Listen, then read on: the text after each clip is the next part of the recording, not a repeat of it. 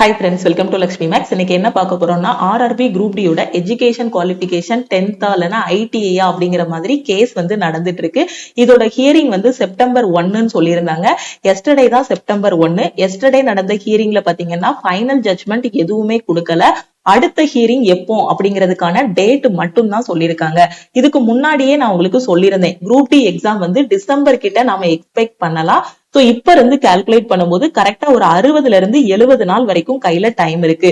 இன்னும் syllabus முடிக்காத student இந்த டைமை வேஸ்ட் பண்ணாம இந்த டைம்ல சிலபஸ முடிச்சிருங்க.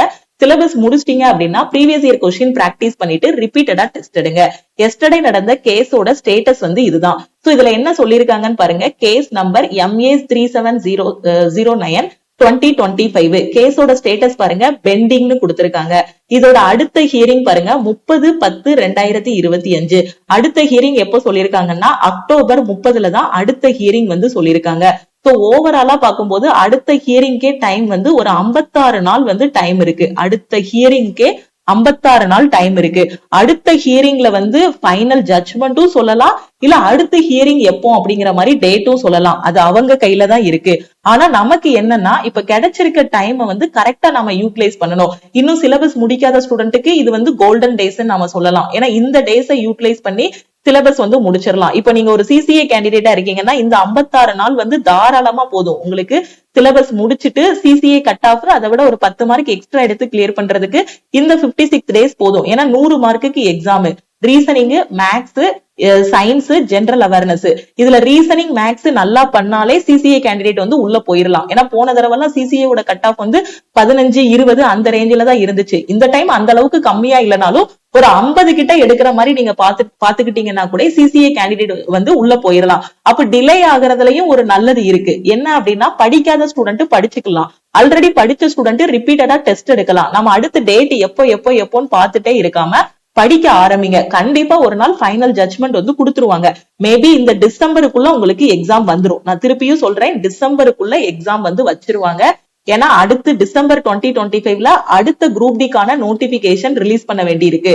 அந்த டிசம்பர் 2025 இல்லைன்னா ஜனவரி 2026ல அடுத்த குரூப் டிக்கான நோட்டிபிகேஷன் வந்து ரிலீஸ் பண்ணுவாங்க. இது ஏற்கனவே ரயில்வே கேலண்டர்ல வந்து சொல்லியிருக்காங்க.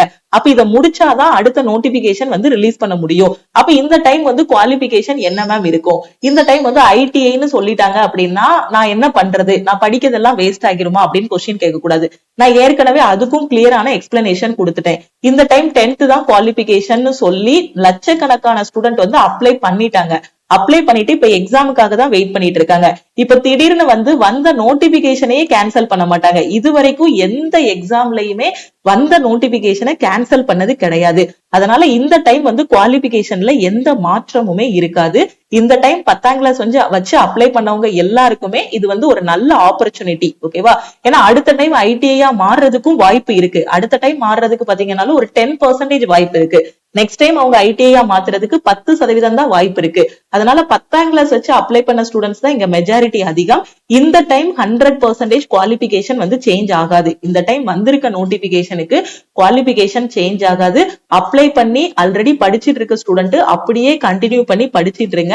அடுத்த ஹியரிங் எப்போ, இந்த டேட்டை பத்தி எல்லாம் நீங்க ஒரி பண்ண வேண்டாம். நம்ம யூடியூப் சேனல்லயே உங்களுக்கு அடுத்த ஜட்ஜ்மெண்ட் வந்துருச்சு அப்படின்னா இமீடியட்டா சொல்லிருவோம். எக்ஸாம் டேட் அனௌன்ஸ் பண்ணிட்டாங்கனாலும் இமீடியட்டா உங்களுக்கு சொல்லிருவோம். சிட்டி இன்டிமேஷன், ஹால் டிக்கெட் எப்போ வருது, எக்ஸாம் ஹாலுக்கு என்னென்ன கொண்டு போகணும், அதுக்கப்புறம் எப்படி எக்ஸாம் ஹால்ல வந்து கரெக்டான ஸ்ட்ராட்டஜி யூஸ் பண்ணி maximum number of question attend பண்றதுங்கிறத எல்லாத்தையுமே உங்களுக்கு கொடுத்துருவோம். அதனால நீங்க கரெக்டா போக்கஸ்டா உட்காந்து படிங்க.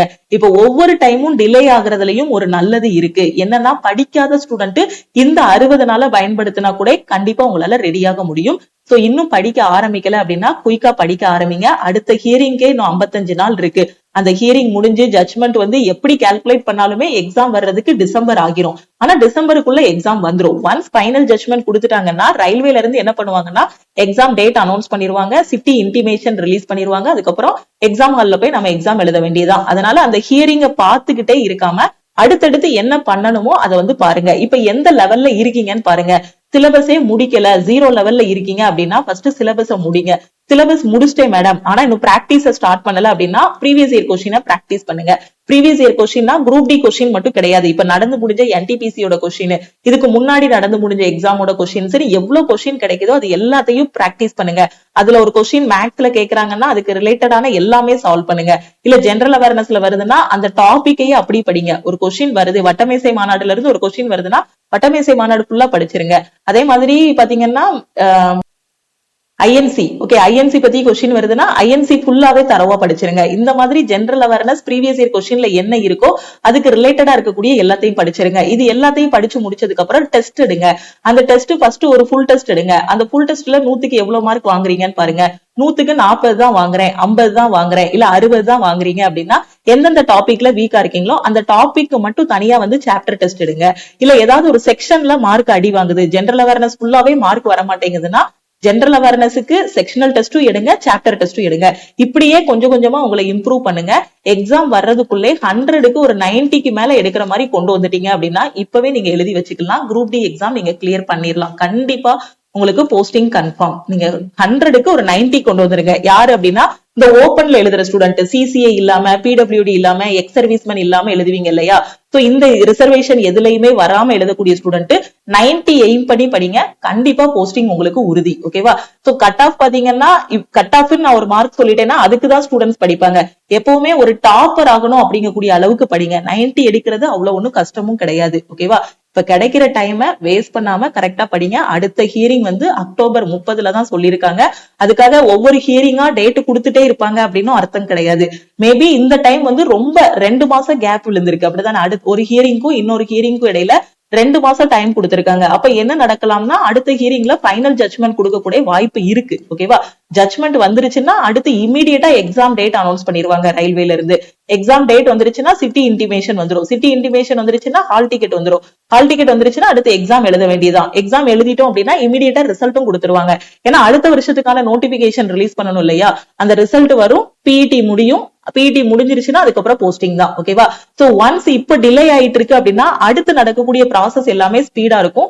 எல்லாத்துக்குமே ரெடியா இருங்க. எப்ப எக்ஸாம் டேட் சொல்றாங்களோ அந்த டைம்ல பெர்ஃபெக்ட்டா எக்ஸாம் எழுதி ஒரு டாப்பரா செலக்ட் ஆகக்கூடிய அளவுக்கு படிங்க. ஓகே? சோ நான் இன்னுமே படிக்க ஆரம்பிக்கல மேடம், குரூப் டிக்கு இப்பதான் படிக்க ஆரம்பிக்க போறேன், நான் சிசிஏ கேண்டிடேட்டா இருக்கேன், நான் எக்ஸ் சர்வீஸ்மேன், நான் வந்து ஓபன்ல வரக்கூடிய ஸ்டூடெண்ட், எந்த ரிசர்வேஷனுமே இல்ல, இந்த மாதிரி எல்லாருமே எக்ஸாம் அப்ளை பண்ணிருப்பீங்க இல்லையா, இன்னுமே படிக்க ஆரம்பிக்காத ஸ்டூடெண்ட் நம்ம லக்ஷ்மி மேக்ஸ் ஆப்ல ஆர்ஆர்பி குரூப் டிக்கான ஃபைனல் செலக்ஷன் பேட்ச் 2.0 வந்து ஸ்டார்ட் பண்ணிருக்கோம். இந்த பேட்ச்ல ஜாயின் பண்ணிட்டு உங்களோட ப்ரிப்பரேஷன் வந்து ஸ்டார்ட் பண்ணலாம். அதே மாதிரி எல்லாமே படிச்சு முடிச்சிட்டேன் அப்படிங்கிற ஸ்டூடெண்ட் குரூப் டியோட டெஸ்ட் பேட்ச்ல வந்து நீங்க ஜாயின் பண்ணிக்கலாம். ஓகே? குரூப் டியோட டெஸ்ட் பேட்ச்ல உங்களுக்கு chapter test, sectional test, full test கொடுத்திருப்போம். தமிழ் அண்ட் இங்கிலீஷ்ல உங்களுக்கு டெஸ்ட் கொடுத்திருப்போம். அதே மாதிரி இந்த செலக்ஷன் பேட்ச்லயும் பாத்தீங்கன்னா தமிழ் அண்ட் இங்கிலீஷ்ல உங்களுக்கு கிளாஸஸ் வந்து கொடுத்திருப்போம். ஓகே? இந்த டைம் 10ஆம் கிளாஸ் வச்சு அப்ளை பண்ணிருக்கீங்க. சோ இது ஒரு நல்ல வாய்ப்பு. அடுத்த டைம் பாத்தீங்கன்னா குவாலிஃபிகேஷன் சேஞ்ச் ஆகவும் வாய்ப்பு இருக்கு. அதனால இந்த டைம் கிடைச்சிருக்க வாய்ப்புலயே உள்ள போற மாதிரி பாருங்க. கரெக்டா ப்ரிப்பரேஷன் ஸ்டார்ட் பண்ணுங்க. மெட்டீரியல் எதுவுமே இல்ல, கிளாஸஸ் எனக்கு வேணும், எங்க இருந்து ஆரம்பிக்கணும்னே தெரியலங்கிற ஸ்டூடெண்ட் இந்த பேட்ச்ல ஜாயின் பண்ணிட்டு ப்ரிப்பரேஷனை ஸ்டார்ட் பண்ணுங்க. எவ்ரி வீக் என்னென்ன படிக்கணுங்கிறதுக்கான சிலபஸ், மெட்டீரியல், கிளாஸஸ் எல்லாமே கையில கொடுத்துருவோம். ஒவ்வொரு வாரமும் சாட்டர்டே உங்களுக்கு டெஸ்டும் இதுல இருக்கும். ஓகே? சோ இந்த கிளாஸஸ்ல எப்படி ஜாயின் பண்றது அப்படின்னா இதுதான் நம்ம டீமோட வாட்ஸ்அப் நம்பர். இந்த நம்பரை லக்ஷ்மி மேக்ஸ் சேவ் பண்ணிட்டு இந்த நம்பருக்கு I want all in one message பண்ணுங்க. எஸ்டர்டே நம்ம லக்ஷ்மி மேக்ஸ் ஆப்ல இருக்கக்கூடிய எல்லா கோர்சஸ்க்குமே ஆஃபர் வந்து அனௌன்ஸ் பண்ணிருக்கோம். ஏன்னா நம்ம ஆர்ஆர்பி பிஓ அண்ட் கிளர்க்குக்கான செலக்ஷன் பேட்ச், அதே மாதிரி ஆர்ஆர்பி குரூப் டிக்கான ஃபைனல் செலக்ஷன் பேட்ச் 2.0 எல்லாமே ஸ்டார்ட் பண்ணதுனால எல்லா கோர்சஸ்க்குமே ஆஃபர் வந்து அனௌன்ஸ் பண்ணிருக்கோம். இந்த ஆஃபர் வந்து இன்னைக்கு நைட்டு 12 o'clock கூட க்ளோஸ் ஆகுது. ஆல் இன் ஒன் கோர்ஸ்ல ஜாயின் பண்ற ஸ்டூடெண்ட் 2500 பே பண்ண வேண்டாம், 1899 பே பண்ணி ஜாயின் பண்ணிக்கலாம். ரயில்வே, எஸ்எஸ்சி, பேங்கிங்னு எந்த சென்ட்ரல் கவர்மெண்ட் எக்ஸாம் நீங்க ப்ரிப்பேர் பண்ணாலும் இந்த ஒரு கோர்ஸ்லயே உங்களுக்கு தேவையான maths, reasoning, science, general awareness, English, எந்த எக்ஸாம் படிக்கிறீங்களோ அதுக்கான தனித்தனி batches, weekly plan, weekly test எல்லாமே ப்ரொவைட் பண்ணிடுவோம். ஒரு கோர்ஸ் தான் 50க்கும் மேற்பட்ட சென்ட்ரல் கவர்மெண்ட் எக்ஸாம்ஸ் எல்லாமே ஃபர்ஸ்ட் அட்டெம்ப்ட்ல கிளியர் பண்ற மாதிரி பெஸ்டான கிளாஸஸ் கொடுத்திருப்போம். ஒரு டைம் 1899 பே பண்ணிட்டீங்கன்னா உங்களுக்கு லைஃப் டைம் வேலிடிட்டி இருக்கும். அதே இது 1 இயர் வேலிடிட்டில நான் ஜாயின் பண்ணிக்கிறேன் அப்படிங்கிற ஸ்டூடெண்ட் 1499 பே பண்ணி நீங்க வந்து ஜாயின் பண்ணிக்கலாம். அடுத்து மேத்ஸ் அண்ட் ரீசனிங்ல வீக்கா இருக்க ஸ்டூடெண்ட் 1199 பே பண்ணி நீங்க ஜாயின் பண்ணிக்கலாம். சயின்ஸ் அண்ட் ஜெனரல் அவேர்னஸ்க்கு எனக்கு கிளாஸ் வேணும், இப்ப குரூப் டி படிக்கிறேன், எனக்கு சயின்ஸும் ஜெனரல் அவேர்னஸும் தான் வீக்கா இருக்கேன், மேத்ஸ் ரீசனிங் நான் சூப்பரா பண்ணிடுவேன், சோ எனக்கு சயின்ஸுக்கும் ஜெனரல் அவேர்னஸ்க்கும் பெஸ்டான கிளாஸ் வேணுங்கிற ஸ்டூடெண்ட் இன்னைக்கு ஜாயின் பண்றீங்கன்னா 699 பே பண்ணி ஜாயின் பண்ணிக்கலாம். அடுத்து கரண்ட் அஃபேருக்கான PDF கோர்ஸ் ஜனவரி 2024 இருந்து அப்கமிங் டேஸ்ல இருக்கக்கூடிய எல்லா கரண்ட் அஃபேருமே கவர் பண்ணிருப்போம். தமிழ் அண்ட் இங்கிலீஷ்ல இருக்கும். சோ இதோட ஃபீஸ் வந்து உங்களுக்கு 399. அடுத்து இங்கிலீஷ்கான A to Z சீரிஸ் இதோட ஃபீஸ் வந்து 599. குரூப் டி யோட டெஸ்ட் பேட்ச்ல ஜாயின் பண்ற ஸ்டூடெண்ட் 399 பே பண்ணி ஜாயின் பண்ணிக்கலாம். இது வரைக்கும் இதுல 400 டெஸ்ட் வரைக்கும் உங்களுக்கு கொடுத்திருக்கோம். எக்ஸாம் வரதுக்குள்ளே கண்டிப்பா கிட்டத்தட்ட 1000 வரை கொண்டு போயிருவோம். இதுல இருக்க test, chapter test, sectional test, full test எல்லாமே இதுல வந்து ப்ரொவைட் பண்ணிருக்கோம். அதே மாதிரி SSC MTS ஓட டெஸ்ட் பேட்ச்ல ஜாயின் பண்றீங்கனாலும் 399 பே பண்ணி ஜாயின் பண்ணிக்கலாம். சோ செப்டம்பர் மந்த்துக்கான ஆஃபரை இந்த மந்தோட ஸ்டார்டிங்ல உங்களுக்கு வந்து கொடுத்தாச்சு. இந்த ஆஃபர் வந்து 2/9/2025 இன்னைக்கு நைட்டு 12 o'clock கூட க்ளோஸ் ஆகுது. சோ ஜாயின் பண்ணக்கூடிய ஸ்டூடெண்ட் இந்த நம்பருக்கு மறக்காம வாட்ஸ்அப்ல மெசேஜ் பண்ணுங்க. குரூப் டி யோட final batch, RRB PO and கிளர்க்குக்கான பேட்ச், அதே மாதிரி பாத்தீங்கன்னா MTS க்கான பேட்ச்ல ஜாயின் பண்றீங்கன்னா இந்த நம்பருக்கு ஐ வாண்ட் ஆல் இன் ஒன்னு மெசேஜ் பண்ணுங்க. மெசேஜ் பண்ணதும் டீம்ல இருந்து கான்டாக்ட் பண்ணிட்டு ஜிபே நம்பர் இல்ல அக்கௌண்ட் நம்பர் கொடுப்பாங்க. அதுக்கு 1899 பே பண்ணிட்டு பேமெண்டோட ஸ்கிரீன்ஷாட் சென்ட் பண்ணீங்கன்னா பேக் எண்ட்ல இருந்து அக்சஸ் கொடுத்துருவாங்க. அதே மாதிரி டெஸ்ட் பேட்ச்ல ஜாயின் பண்றீங்க அப்படின்னா 399 பே பண்ணிட்டு பேமெண்டோட ஸ்கிரீன்ஷாட் சென்ட் பண்ணுங்க. ஓகேவா? சோ இப்ப கிடைச்சிருக்க டைமை வேஸ்ட் பண்ணிராதீங்க. ஏன்னா ஒவ்வொரு ஹியரிங்கும் கொஞ்சம் டிலே ஆகுறதுலயும் ஒரு நல்லது இருக்கு. ஓகே, டிலே ஆகுதே அப்படின்னு நெகட்டிவா நினைக்கிறத விட டிலே ஆகுறதுலயும் ஒரு நல்லது இருக்கு. இப்ப 80 எடுத்துட்டு இருக்கீங்க ஸ்கோர் அப்படின்னா இப்ப கிடைச்சிருக்க 2 மாசத்துல இன்னும் கொஞ்சம் இம்ப்ரூவ் பண்ணீங்கன்னா கண்டிப்பா 90 ஆக்கிடலாம். இப்ப 60 தான் குரூப் டில மார்க் வாங்கிட்டு இருக்கீங்க அப்படின்னா இப்ப டிலே பண்ணக்கூடிய இந்த 2 மாச டைம் வந்து 60 உங்க ஸ்கோரை 80 மாத்தும். இப்ப எந்தெந்த இடத்துல வீக்கா இருக்கீங்கிறத கண்டுபிடிச்சிட்டீங்கன்னா அதுக்கடுத்து அடுத்த நோட்டிபிகேஷனுக்கு நீங்க வெயிட் பண்ணவே வேண்டாம். ஒரு டைம்ல ஒரு நோட்டிபிகேஷன் வருது அப்படின்னா அதுலயே நம்ம உள்ள போற மாதிரி பார்க்கணும். அதுக்கு தகுந்த மாதிரி வெறித்தனமா படிக்கணும். சில பேர் பாத்தீங்கன்னா இப்போ ஒரு நோட்டிபிகேஷன் வரும், 2025ல நோட்டிபிகேஷன் வந்திருக்குன்னா 2026ல நோட்டிபிகேஷன் வருமா, எவ்ரி இயர் நோட்டிபிகேஷன் வருமா கூடிய கொஸ்டின் கேட்பாங்க. நமக்குதான் இப்போ ஒரு வாய்ப்பு கிடைச்சிருச்சு இல்லையா, இதுலயே நாம உள்ள போக போறோம். பின்ன இதுக்கு அடுத்ததை பத்தி நாம யோசிக்கணும். நாம ஒரு எக்ஸாம் படிக்கிறோம் அப்படின்னா அந்த எக்ஸாம பத்தி மட்டும் தான் நாம யோசிக்கணும். இது அடுத்த வருஷம் வருமா, இதுக்கு முன்னாடி எல்லாம் நோட்டிபிகேஷன் கொடுத்தாங்களா அப்படிங்கக்கூடிய ஹிஸ்டரியையும் பார்க்க கூடாது, ஃபியூச்சர்ல என்ன பண்ணுவாங்கிறதையும் பார்க்க கூடாது. இப்போ இந்த பிரசன்ட்ல நம்ம கையில என்ன கொடுத்திருக்காங்க, இதுல உள்ள போறதுக்கு நாம என்ன பண்ணணும், எப்படி படிக்கணும், அதை மட்டும் தான் பார்க்கணும். அடுத்து 2026, 27, 28 எல்லாம் நம்ம வந்து பாத்தீங்கன்னா உள்ள போய் நாமளே ரயில்வேல ஒரு பெரிய ஆபீசர் ஆகிரலாம். அந்த வருஷத்துக்குள்ள நம்ம அடுத்த நோட்டிபிகேஷன் நம்மளே போய் நோட்டிபிகேஷன் ரிலீஸ் பண்ணலாம். ஓகேவா? சோ அந்த மாதிரி திங்க் பண்ணுங்க. இப்ப வந்திருக்கக்கூடிய நோட்டிபிகேஷன்லயே நான் உள்ள போயிருவேன், ஒரு ஆபீசர் லெவலுக்கு நான் அடுத்து ப்ரமோட் ஆவேன் அப்படிங்கக்கூடிய அளவுக்கு வெறித்தனமா படிங்க. ஜஸ்ட் இந்த வருஷம் நோட்டிபிகேஷன், அடுத்த வருஷம் நோட்டிபிகேஷன், அதுக்கு அடுத்த வருஷம், அதெல்லாம் தேவையில்லை. இப்போ 2025ல நோட்டிபிகேஷன் வந்திருக்கு. இப்போ நான் இன்னும் இந்த லெவல்ல தான் இருக்கேன். அப்ப இப்ப கிடைச்சிருக்க 2 மாசம் எனக்கு கிடைச்ச கோல்டன் ஆப்பர்ச்சுனிட்டி. சோ நான் அந்த 2 மாசத்துல என்ன எந்த லெவலுக்கு நான் இம்ப்ரூவ் பண்ணணுமோ அந்த லெவலுக்கு இம்ப்ரூவ் பண்ணிடுவேன். கரெக்டா எக்ஸாம் வரும்போது நான் பெர்ஃபெக்ட்டா எழுதுவேன். இந்த இதுல நான் போஸ்டிங் வாங்கிட்டு போயிருவேன். இந்த மாதிரி உட்காந்து படிங்க. ஓகேவா? சோ நம்ம டெலிகிராம் குரூப், டெலிகிராம் சேனல் இன்னும் ஜாயின் பண்ணல அப்படின்னா டெலிகிராம் குரூப் அண்ட் சேனல்லையும் ஜாயின் பண்ணிக்கோங்க. இன்ஸ்டாகிராம்லயும் லக்ஷ்மி மேக்ஸ ஃபாலோ பண்ணிக்கோங்க. உங்க ஃப்ரெண்ட்ஸும் எக்ஸாமுக்கு ப்ரிப்பேர் பண்றாங்க, எங்க இருந்து படிக்க ஆரம்பிக்கணும்னு தெரியலன்னா நம்ம ஆல் இன் ஒன் கோர்ஸ் பத்தின இன்ஃபர்மேஷன் ஷேர் பண்ணுங்க. குரூப் டிக்கு எப்படி டெஸ்ட் எடுக்கணும்னு தெரியல அப்படின்னா நம்ம டெஸ்ட் பேட்ச் பத்தின இன்ஃபர்மேஷனையும் அவங்களுக்கு ஷேர் பண்ணுங்க. இப்போ நாம அனௌன்ஸ் பண்ணிருக்க ஆஃபர் பத்தின இன்ஃபர்மேஷனையும் உங்க ஃப்ரெண்ட்ஸுக்கு ஷேர் பண்ணுங்க. அது மாதிரி குரூப் டிக்கு படிக்கவே இல்லைங்கிற ஸ்டூடெண்ட் இப்போ இன்னைக்கு படிக்க ஆரம்பிச்சா கூட கண்டிப்பா உங்களால எக்ஸாம் கிளியர் பண்ண முடியும்.